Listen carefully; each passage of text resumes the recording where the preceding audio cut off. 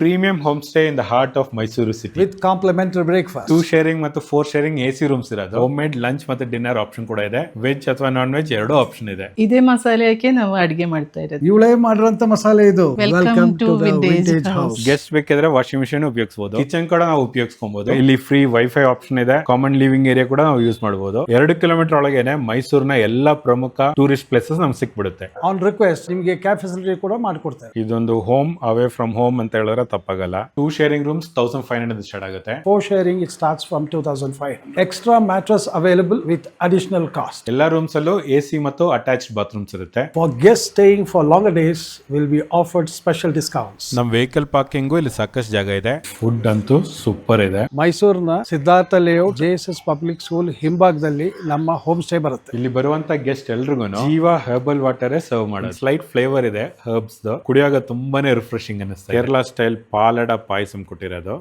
ಸಕ್ಕದಾಗಿದೆ Kerala authentic payasa. Fish curry, homemade fish curry.